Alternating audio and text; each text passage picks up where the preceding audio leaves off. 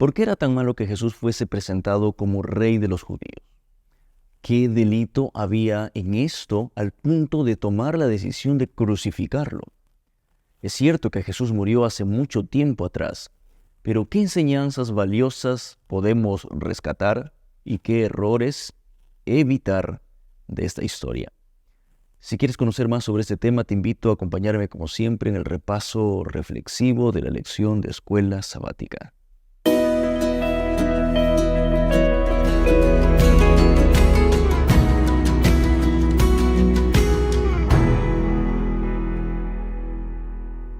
Hola amigo, ¿cómo estás? Hoy tengo para ti un estudio tomado de Marcos capítulo 15, donde Jesús aparece siendo juzgado y crucificado. En este capítulo aparecen algunos personajes también, algunos actuando correctamente y otros equivocadamente. Jesús, por su parte, aparece siendo el Mesías, siendo el Salvador, el Rey. Aunque algunos decían Rey por burla, no se daban cuenta que estaban hablando del único verdadero Rey del universo. Bueno, te recuerdo que debes suscribirte a este canal y compartir este video con tus hermanos de iglesia. Sin más que decir, comencemos con nuestro repaso reflexivo de esta semana. ¿Por qué la primera escena la hemos titulado Presión y Costumbre? Bueno, porque son las dos causas que encontramos, causas equivocadas, por supuesto, que llevaron a la mayoría de las personas que acompañaron a Jesús en su juicio y en su crucifixión a actuar de manera equivocada, errada. Por ejemplo, actuar por presión como lo hizo Pilato, actuar por costumbre como lo hicieron los soldados y entrar en el grupo burlón como lo hicieron la mayoría de personas son errores que los llevaron a condenar sus vidas a la perdición eterna. Pero vayamos por partes. Desde el comienzo del capítulo, Jesús es presentado ante Pilato con la única acusación de proclamarse Rey de los judíos, que en realidad fue falso esta acusación. Este título tenía un peso muy importante, tenía un peso muy profundo, tanto en el ámbito político como en el ámbito espiritual. ¿Y sabes por qué? Porque para los judíos, el Mesías esperado era un rey que liberaría a Israel, mientras que para los romanos, cualquier proclamación de realeza que no fuera aprobada por César era vista como una traición y como una rebelión. Ahora se entiende por qué era considerado muy grave el hecho, tanto por los dos grupos, que alguien se proclamara rey de los judíos. Pilato, por supuesto, ya se había dado cuenta que Jesús no representaba una amenaza política. Entonces, ¿por qué no hacen nada por salvarlo? Entonces, ¿por qué por lo menos no rechaza esa condena? ¿Por qué? Por la presión de los líderes religiosos. Qué peligroso es actuar por presión. Yo quiero que sepas un detalle interesante. El título Rey de los Judíos se utiliza en todo el Evangelio de Marcos con ironía, es decir, por burla. A lo largo del ministerio de Jesús, Él nunca buscó un reinado político. Él siempre buscó un reinado espiritual. Pilato, cuando lo interroga, no encuentra evidencia de rebelión, pero la presión del grupo, de los líderes, lo lleva a permitir la crucifixión de Jesús. Jesús, como un verdadero rey, permanece en silencio ante las acusaciones, mostrando que su reino no es de este mundo. ¿Sabes? El concepto de realeza en la historia de Jesús desafía nuestra propia forma de entender lo que significa el poder y la autoridad. Te lo voy a explicar. Jesús no era el rey que el mundo esperaba, con ejércitos, con lujos, con tronos. Era un rey distinto. un rey con un poder que residía en la humildad y el sacrificio.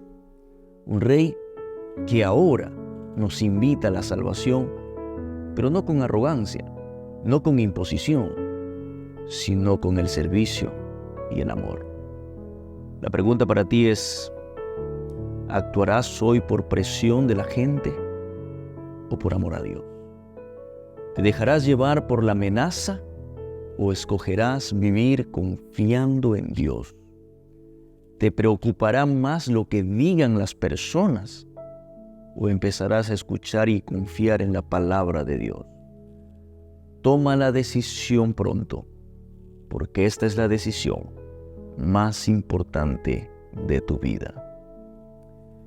Luego aparecen los soldados, que Jesús mismo en algún momento le pide a su Padre que los perdone porque no sabían lo que estaban haciendo.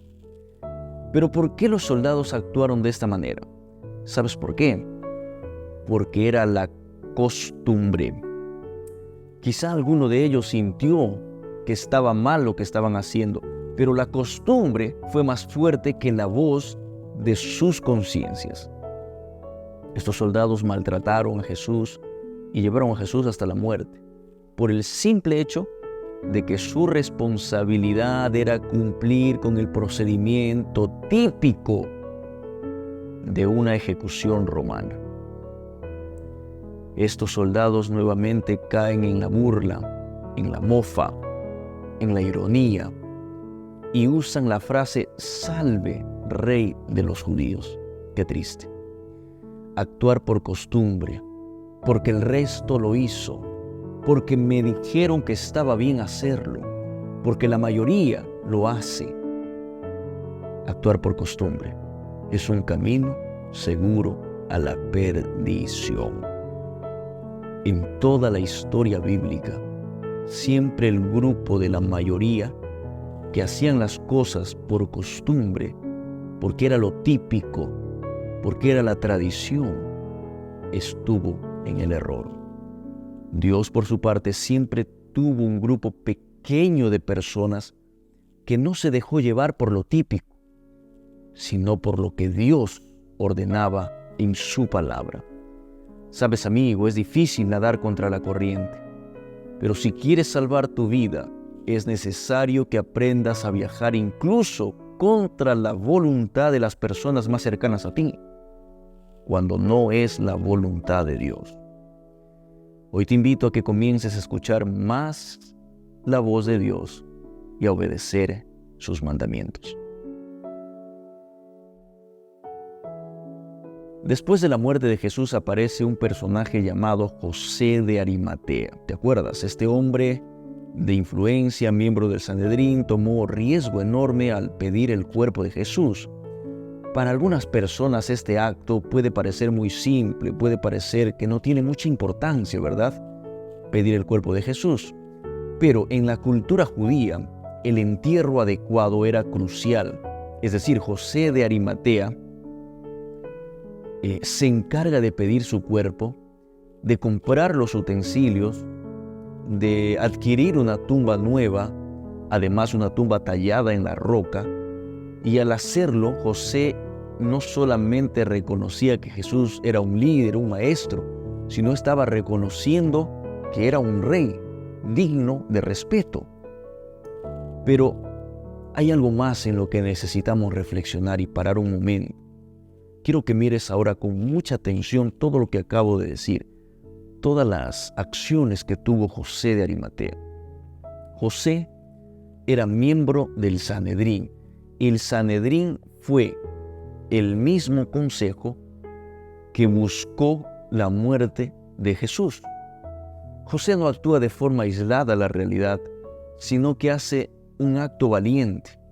Va al gobernador, arriesga su reputación, arriesga su libertad, arriesga que lo identifiquen como un simpatizante de un criminal. La pregunta es, ¿dónde estaban sus discípulos? ¿Dónde estaban los discípulos de Jesús?